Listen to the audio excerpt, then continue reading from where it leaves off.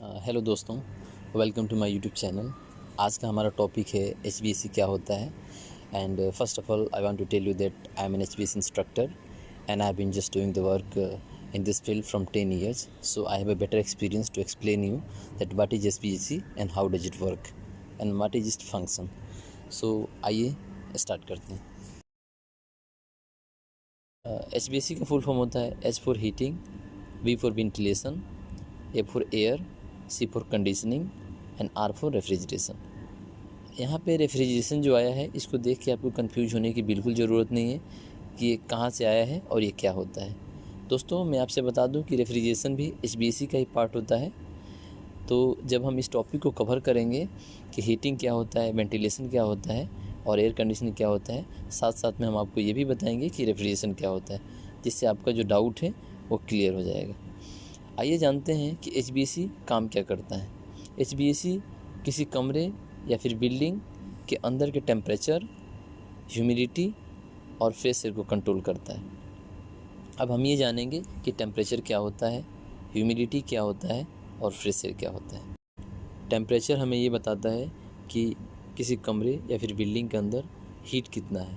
अगर हीट ज़्यादा होगा तो टेम्परेचर ज़्यादा इंडिकेट करेगा, हीट कम होगा तो टेम्परेचर कम इंडिकेट करेगा। और ह्यूमिडिटी भी हमें ये बताता है कि हमारे एटमॉस्फेरिक एयर में वाटर वेपर कितना है। वाटर वेपर अगर ज़्यादा होगा तो ह्यूमिडिटी ज़्यादा परसेंट बताएगा, कम होगा तो ह्यूमिडिटी कम परसेंट बताएगा। फ्रेश एयर, हम आउटसाइड एयर को फ्रेश एयर बोलते हैं। अभी हम जाने टेम्परेचर, ह्यूमिडिटी और फ्रेश एयर के बारे में। इन तीनों चीज़ों को हमारा जो एचवीएसी सिस्टम होता है एक रूम या फिर एक बिल्डिंग के अंदर मेंटेन करता है, जिससे हमें कंफर्ट मिलता है। अब हम जानेंगे ह्यूमन कंफर्ट टेम्परेचर क्या होता है। गाइस, ह्यूमन कंफर्ट टेम्परेचर उस टेम्परेचर को बोलते हैं जिस टेम्परेचर पे हमारे बॉडी का जो एक्सेस हीट है वो आसानी से बाहर निकल सके और जिससे हमें कंफर्टेबल फील हो।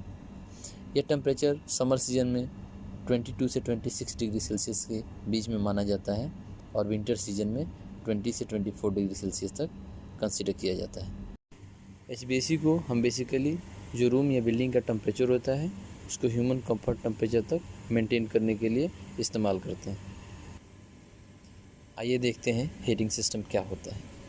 हीटिंग सिस्टम वैसे कंट्रीज़ या फिर वैसे जगह पे इस्तेमाल किया जाता है जहाँ का टेम्परेचर -0 डिग्री सेल्सियस के बराबर होता है। जब टेम्परेचर -0 डिग्री सेल्सियस के बराबर होता है तो उस टाइम में हमारे बॉडी से एक्स्ट्रा हीट बाहर निकलता है। जब हीट ज़्यादा बाहर निकलता है तो हमें ठंड लगती है और ठंड लगने से हमें अनकम्फर्टेबल फील होता है। इसलिए वहाँ के टेम्परेचर को ह्यूमन कंफर्ट टेम्परेचर तक इंक्रीज करने के लिए हम हीटिंग सिस्टम का इस्तेमाल करते हैं। हीटिंग सिस्टम बेसिकली 2 टाइप्स का होता है। पहला सेंट्रल हीटिंग और दूसरा लोकल हीटिंग। सेंट्रल हीटिंग हम बड़े बड़े बिल्डिंग्स या फिर बड़े बड़े एरियाज़ में करते हैं जहाँ के टेम्परेचर को इंक्रीज़ करना होता है। उसके लिए हम बॉयलर या फर्नेस का इस्तेमाल करते हैं। लोकल हीटिंग छोटे छोटे कमरे होते हैं वहाँ पे इस्तेमाल करते हैं वहाँ के टेम्परेचर को इंक्रीज़ करने के लिए। इसके लिए हम हीटर या फिर हीट पंप का इस्तेमाल करते हैं। दूसरा वेंटिलेशन सिस्टम। वेंटिलेशन सिस्टम का इस्तेमाल हम किसी कमरे या फिर बिल्डिंग के अंदर फ्रेश एयर को लेकर जाने के लिए और जो उसमें स्टिल एयर होता है उसको बाहर निकालने के लिए इस्तेमाल करते हैं, जिससे कि उस कमरे या फिर बिल्डिंग के अंदर ऑक्सीजन लेवल को मेंटेन किया जा सके, जो हमारे हेल्थ के लिए बहुत अच्छा है। ये भी बेसिकली 2 टाइप्स का होता है। पहला नेचुरल वेंटिलेशन होता है जो विंडो के थ्रू हम लोग नेचुरल वेंटिलेशन करते हैं। दूसरा मैकेनिकल वेंटिलेशन होता है जिसको हम fresh air fan, exhaust fan या फिर एफएचयू के थ्रू करते हैं।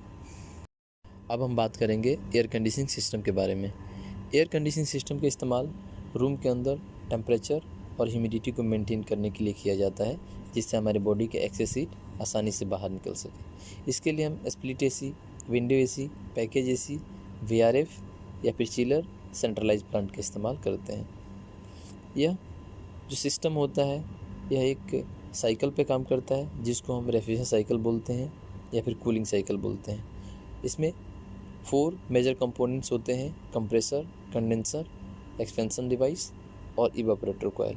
और इसके अंदर एक रेफ्रिजरेंट सर्कुलेट करता है जो कमरे के अंदर से हीट को एब्जॉर्व करता है और कंडेंसर के साइड में जाके हीट को बाहर रिजेक्ट कर देता है, जिससे हमारे कमरे में कूलिंग इफेक्ट प्रोड्यूस होता है। दोस्तों लास्ट में बात करते हैं रेफ्रिजरेशन सिस्टम के बारे में। रेफ्रिजरेशन सिस्टम का इस्तेमाल हम डेयरी प्रोडक्ट या फिर वेजिटेबल को सेव करने के लिए रखते हैं। आपको पता होगा कि डेयरी प्रोडक्ट हो गया फिर वेजिटेबल हो गया, इनको अगर हाई टेम्परेचर में रखा जाए तो ये बहुत जल्द ख़राब हो सकते हैं। उसके लिए हम रेफ्रिजरेशन सिस्टम का इस्तेमाल करते हैं जो टेम्परेचर को 0 डिग्री सेल्सियस से नीचे तक मेंटेन करता है, जिससे हमारा ये डेयरी प्रोडक्ट या वेजिटेबल सेव किया जा सके। दोस्तों ये जो सिस्टम होता है ये भी कूलिंग साइकिल या रेफ्रिजरेशन साइकिल पे ही काम करता है, लेकिन इसमें अंतर ये होता है कि टेम्परेचर को 0 डिग्री सेल्सियस से नीचे तक मेंटेन करता है और जो एसी होता है वो 20 से 24 डिग्री सेल्सियस या फिर उससे ऊपर टेम्परेचर को मेंटेन करता है।